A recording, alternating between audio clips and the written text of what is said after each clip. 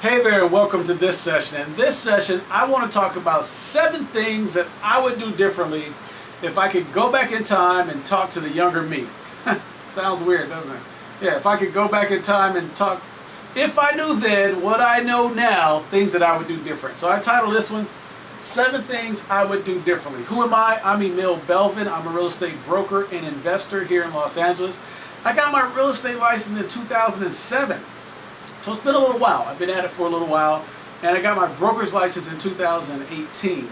So I started kind of investing around 2016, 17. I did my first deal in 2017. So that's kind of a little history about my real estate in regard to how long I've been at it.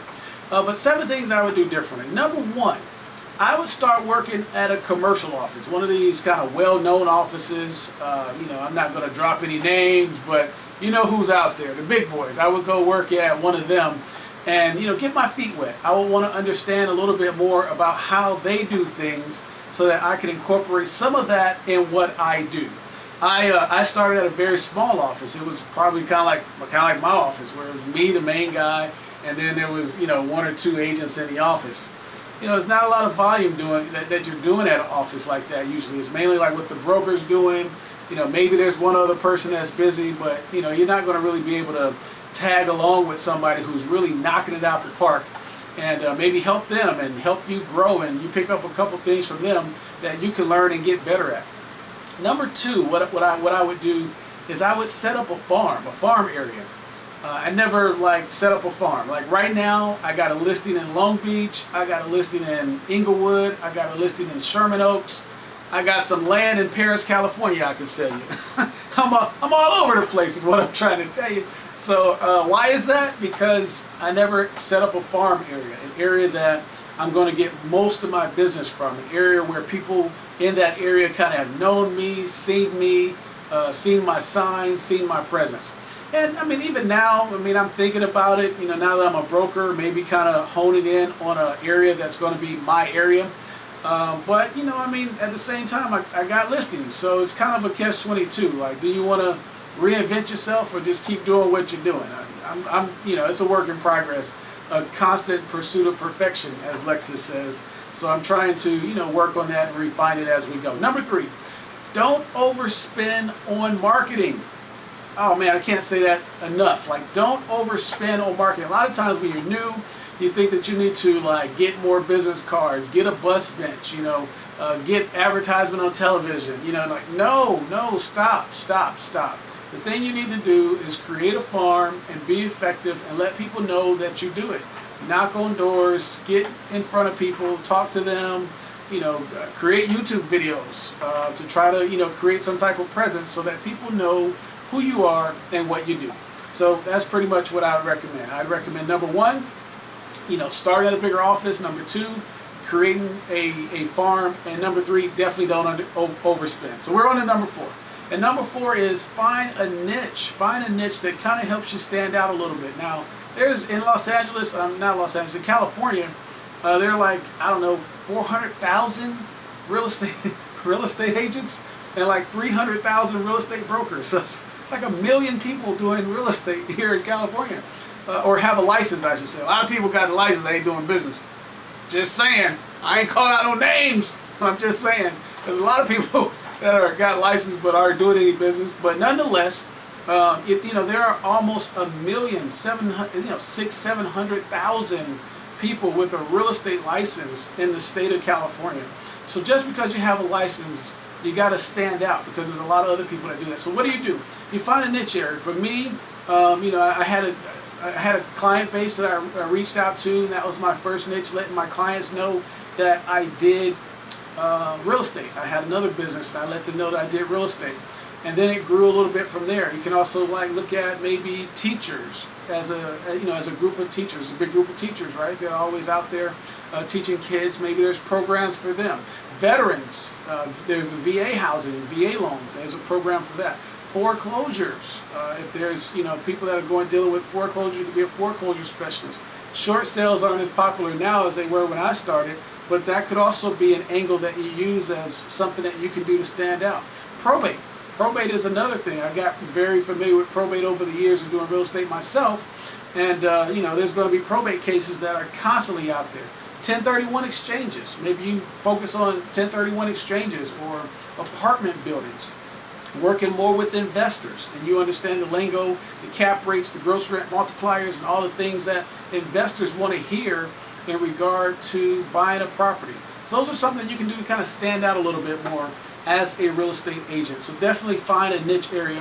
Number 5, I would seek a mentor, somebody that I could definitely powwow with, ideally in the same office with me, that can kind of give me some insight ongoing. If I'm dealing with something like a probate and I've never done a probate or a short sale, without having to necessarily go outside of your office and work with a different brokerage, I would definitely try to do that, and get somewhere where you feel comfortable. But it's definitely important, in my opinion, to have a mentor in real estate that can help shorten your learning curve, because there's going to be a lot of things that you don't know when you get started. And even when you're years down the road, like I am, 10, 15, 20 years down the road, you're still going to come across things that you haven't done. For instance, I've never sold a gas station. Somebody gave me a commercial auto body shop listing last year, and I had to reach out to people who I felt would be able to give me some insight in regard to how to do it. How do I sell an auto body shop? I don't know. I'm used to selling houses, 1 to 4 units, residential stuff. So there's always going to be something that you're going to have to learn, and it's good to have mentors and people that you can reach out to. Number 6, I recommend that you get your broker's license sooner than later. Again, for me, I got my real estate license in 2007. I got my broker's license in 2018. So that was like 11 years before I, set for the broker's license. Now, granted, there were some classes and things I needed to take and some knowledge I needed to gain in order to be comfortable being a real estate broker. But I would say after you've done about 25 transactions and you've been on the buyer side and on the seller side multiple times throughout those transactions, I think you have enough experience that you can kind of tap into to be able to be comfortable as a broker. And again, you're still going to need to be able to reach out to, whether it's the car legal hotline or another more senior broker buddy of yours that you can talk to and run some ideas by. So I mean that's not going to stop, but I would definitely recommend that you get your broker's license sooner. Now, last but not least is my number 7 tip. I would recommend that you look at purchasing some of your listings, and AKA investing. It's part of what I have another series called 7 Reasons Why I think real estate agents make the best real estate investors. And one of those reasons is because clients will bring you deals. So if a client brings you a deal, it's nice to be able to say, wow, this is great. This is one I can purchase. They want to sell it. I want to buy it. It's nice to put yourself in position to be able to purchase one of your own possible listings, or maybe it doesn't even hit the market. You talk to the seller, you say, hey, I'll give you an offer on that, all cash, or, put 20% down. I want to buy it. We could do the deal. Maybe you carry back financing. I don't know, but you structure the deal. I would say it's nice to look at transactions like that as well. So again, 7 things I would do differently, as if I could talk to the younger me, that I would recommend. Number 1, I would work at a larger real estate brokerage firm office that offers a lot of training, that has several agents, preferably those that are keeping busy, that I could tap into and maybe ride their coattail a little bit, hold an open house for them, call some buyers back that they didn't have time to do. I would start a farm. Number 2, I'd start a farm. I'd make sure that I had a farm area so that I'm not so spread out. Number 3, I wouldn't overspend on my marketing materials. I mean, I can think back on the time I put a publication, in a publication, I put an ad in the publication. It was like $2,000. Why? Nobody knows who you are. I mean, nobody knows who I am now, let alone back then. I mean, it's a complete waste. But I mean, you think you're doing something and going to have a bigger impact than you are. But just start small and grow. And in regard to your marketing, try to stay as small as you can. I mean, you're going to ramp it up a little bit, but you don't need to spend $10,000 or $20,000 a month. If you're a little guy, maybe just spend $5,000 or $1,000. You're going to have to market, but just don't overspend. That's my point. Find a niche area, a niche market. That was number 4. Whether it's veterans or teachers or 1031s or investors or probate, find a niche, try to stand out. Number 5, seek a mentor. That's very important. If you don't have a mentor, feel free to reach out to me. I can at least powwow with you, see where you are in the process, and point you in the right direction. Worst case scenario. I'm here in Los Angeles. I know California law. So if you're in, I don't know, Texas or something, I may not be able to give you the specifics on regard to the real estate law, but nonetheless, I can still maybe point you in the right direction. Number 6, get your real estate broker's license sooner than later. I mean, for me, it was 11 years. I think realistically, I could have done it in about 7. So the last 4 years, I just kind of, didn't push myself as hard. One, I thought the broker's exam was going to be harder than it was, and it wasn't. If I knew that it was going to be as simple as it was, I probably would have done it a lot sooner. I felt like, oh, I got to study, oh, I got to take this class, oh, I kind of talked myself out of it because of those things. I'm not saying it was a piece of cake. I did have to put some time in. I'm not saying I'm super, super bright, but, I mean, at the same time, I feel like if I, prepare, I can pass it, long story short. So I'd say the same thing to you. If you found the real estate licensing exam harder, or pretty hard, and you had to take it several times, maybe the same way would be for the broker's license. If you kind of got through your licensing exam pretty easy, then you probably get through your broker's license fairly easy as well in regard to the exam. I mean, you got to take the classes, but I'm talking about the exam itself.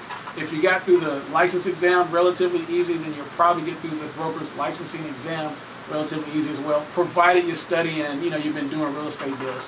And then number 7, again, you don't hear this a lot, but there's nothing that says that you can't buy your own listings or prospective listings. If a client calls you and they got a property they're trying to sell and it's a fixer-upper, it's a good deal, there's no reason you can't buy it. So I definitely would have looked at trying to buy the first couple that landed on my desk a lot sooner. I would have that light bulb moment would have happened for me sooner than later.